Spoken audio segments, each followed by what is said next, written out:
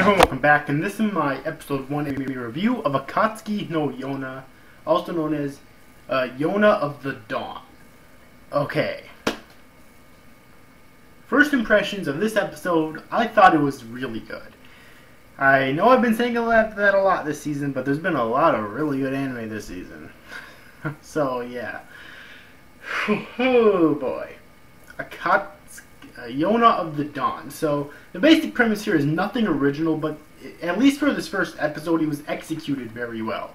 I think we basically have this kingdom where this king rules it, obviously. The mother, his wife is dead, was captured and killed. His daughter, the princess, is turning 16 in this episode, okay? And, you know, that's a really big deal in Japan in general, especially in the medieval times, but in Japan in general.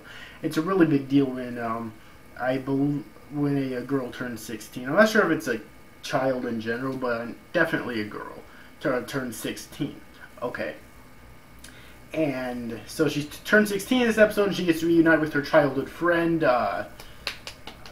Su Wong. So I'm guessing this is like, because that sounds like a Chinese name to me, so I'm guessing that he's Chinese, but Yona sounds like a Japanese name, so I'm guessing she's Japanese. I mean, there's Chinese and Japanese names in here, so so it's kind of a weird mix, I guess. But she ends up. There's also like this warrior who was apparently a childhood friend of hers as well, named Hawk, and he seems to have sort of like a disrespect for her, or at least likes to tease her a lot, you know. Okay, but by the end of this episode, I can tell that they're probably going to end up falling in love later on in the series. And we have Su Won, who betrays. You know, Yona's basically in love with Su Won, but her father won't let them get together, basically. Okay, and she has to find a betrothed soon. So her father's thinking of just having Hawk marry her and whatnot. But at the end of the episode, we have Su Wong, who not only kills her father, but also attempts to kill her. But fortunately, she's saved by Hawk, who's basically been keeping a close eye on her. Now, I do have a bit of a theory about this. Earlier on in the episode, we had Su Wong tell Hawk to keep an eye on her, so maybe Su Wong was already planning what he was going to do, and he wanted Hawk to save her because he didn't want her to die, but he needed to make it believe like he really wanted to kill her. That's my guess, anyways, is why he did that, you know.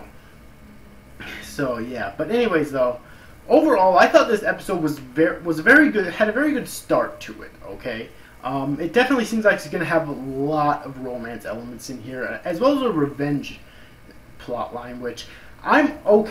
Like, because I hate on Sasuke so much. Because I've always hated on Sasuke so much from Naruto, people seem to think I hate revenge plotlines, but that's not the case. I just like ones that are well written. If this one is well written, I'll like it. So far, it seems to be doing alright, although we haven't really got to the revenge part yet. I'm guessing, I don't know if Yona will be the type of girl who's able to give up her feelings for Su Wong despite that and go out for revenge for him. I mean, Hawk is definitely going to want to kill this motherfucker now, because, I mean, despite his constant teasing of the princess, the two do seem to be really close, you know, and they were childhood friends, so I'm guessing he does at least care for her, you know.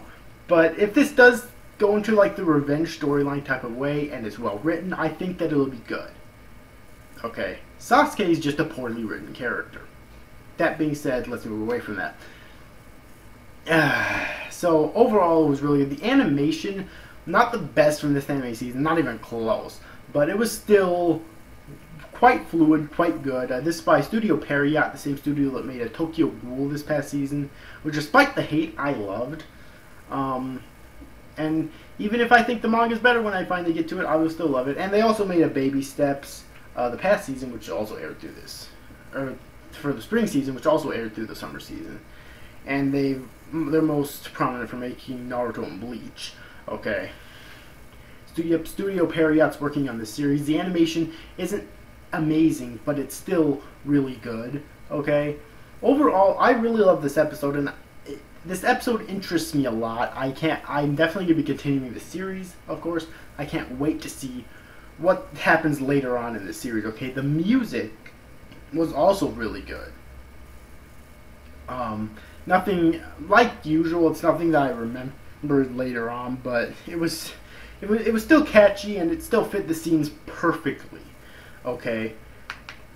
And the emotions they're trying to get out of you in this episode, I felt they got out of, at least me, perfectly, okay? Because they really made me feel sorry for the princess, and they made me wonder why Su Wong is actually doing all of this. So anyways, overall, I hope you enjoyed this review, guys. Thanks for watching. Bye-bye.